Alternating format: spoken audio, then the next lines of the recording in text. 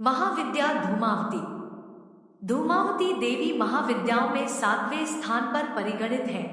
इनके संदर्भ में कथा आती है कि एक बार भगवती पार्वती भगवान शिव के साथ कैलाश पर्वत पर बैठी हुई थी। उन्होंने महादेव से अपनी क्षुधा का निवारण करने का निवेदन किया।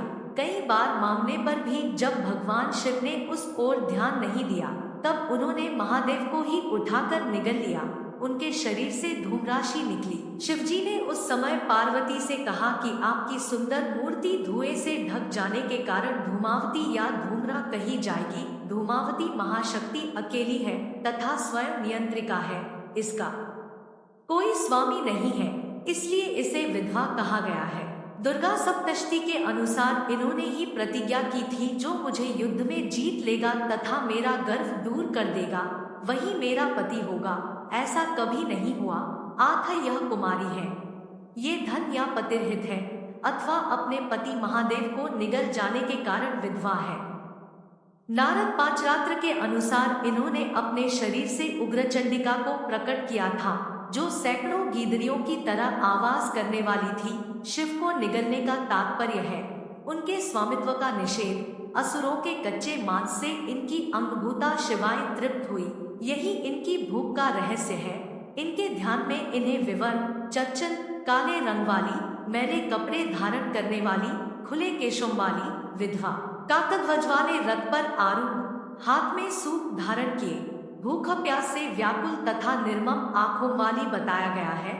स्वतंत्र तंत्र के अनुसार सती ने जब दक्ष यज्ञ में योगाग्नि के द्वारा अपने आप को भस्म कर दिया, तब उस समय जो धुआं उत्पन्न हुआ उससे धूमावती विग्रह का प्राकट्य हुआ था। धूमावती की उपासना विपत्तिनाश, रोग निवारण, युद्धजय, उच्चाटन तथा मारण आदि के लिए की जाती है। शाक्त प्रमोद में कहा गया है कि इनके उपासक पर दुष्टाभिचार का प्रभाव नहीं पड़ता है।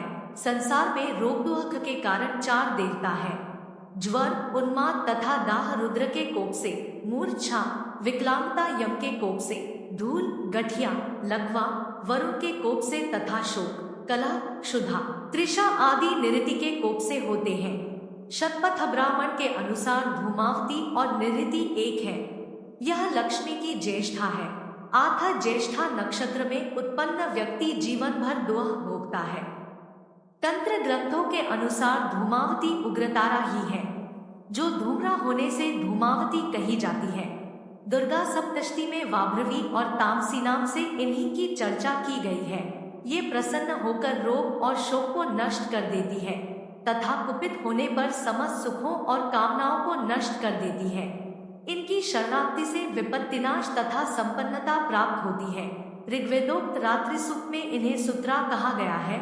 सुत्रा का अर्थ सुखपूर्वक तारने योग्य है। तारा या तारिणी को इनका पूर्व रूप बतलाया गया है, इसलिए आगमों में इन्हें अभाव और संकट को दूर कर सुख प्रदान करने वाली भूति कहा गया है।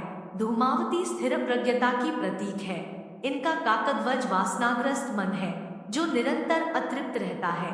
जीव की दिनावस्था भूख, प्यास, कलह, दरिद्रता आदि इसकी क्रियाएं हैं। अर्थात वेद की शब्दावली में धूमावती कद्रु है, जो वृत्रासुर आदि को पैदा करती है।